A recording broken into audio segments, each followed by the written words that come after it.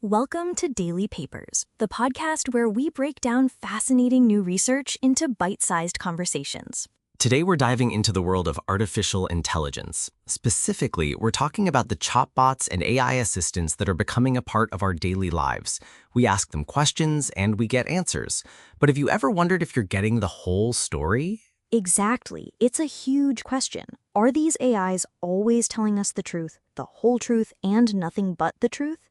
A new paper from researchers at the University of Southern California decided to investigate this by, essentially, trying to read an AI's mind. The paper is called Information Suppression and Large Language Models, and it focuses on a specific AI called DeepSeek. Now, before we get into it, let's quickly define our terms. When we talk about AIs like ChatGPT or DeepSeek, we're talking about large language models, or LLMs for short. And an LLM is basically a super advanced text prediction machine. It's been trained on a massive amount of text and data from the internet, so it learns the patterns of human language. It can write essays, answer questions, and even code. But because it's trained on human-generated content, it can also learn our biases. The interesting thing about DeepSeek, the model in this study, is that it was developed in China, a country with a very different and much more regulated internet environment than, say, the US or Europe. Which leads to the core question of this paper. How does an AI built in and for a media environment with heavy censorship handle politically sensitive topics? Do they just say, "Sorry, I can't answer that"?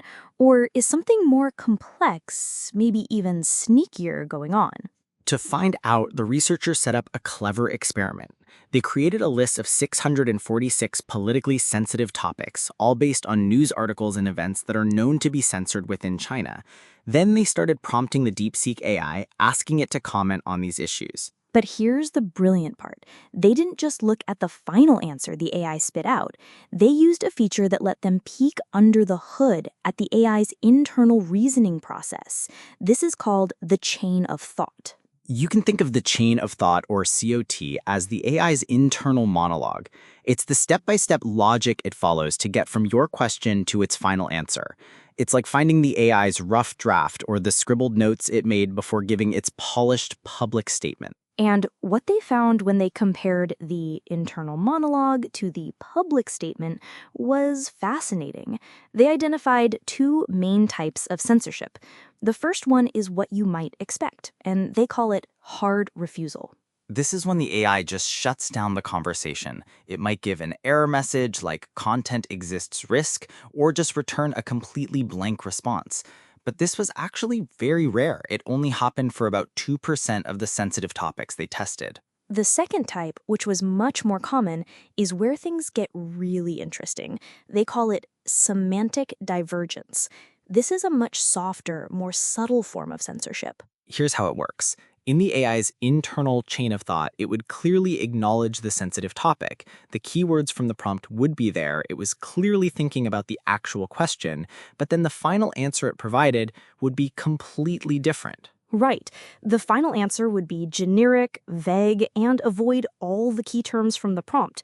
For example, the researchers gave it a prompt about a specific, tragic fire in the city of Urumqi. The AI's final response didn't mention the fire at all. Instead, it gave a bland, boilerplate statement saying, "China is a country governed by the rule of law and always prioritizes the safety and health of its people." It completely sidestepped the question. It's like asking someone about a specific political scandal, and they respond by saying, "Well, politics is a fascinating field with a long history." They haven't refused to answer, but they haven't answered your question either. It's like there's a filter between the AI's brain and its mouth. The researchers dug into what exactly was being filtered between the internal thought process and the final answer, and they found a clear pattern. They found that words related to governance, accountability, and citizen action were systematically removed. Words like government, people, review, data, and transparency would appear in the AI's internal thoughts, but they would be scrubbed from the final text. So it wasn't just about avoiding sensitive topics, but specifically avoiding the language of accountability. But it gets even wilder. The study found it wasn't just about removing words. In some cases, the AI was actively adding words. Exactly. For certain types of prompts, especially broader, more abstract ones they called thematic prompts, the final answer would be tweaked to include language that aligns with state propaganda. Words like innovation, enhance, and influence would be inserted into the response, reframing the topic in a more positive, state-approved light. So there's this dual mechanism at play. First, suppress critical or objective language. Second, substitute it with positive, often propagandistic language.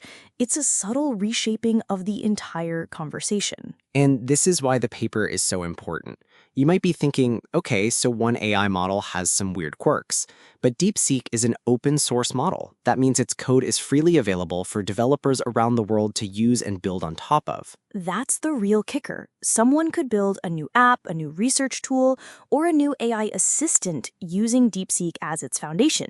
And these invisible guardrails, this subtle censorship and reframing, could be passed down into that new product without the end user or even the developer ever realizing it's there. It represents an evolution in censorship. It's not the old school model of just blocking information. It's about diluting it, redirecting it, and reframing it.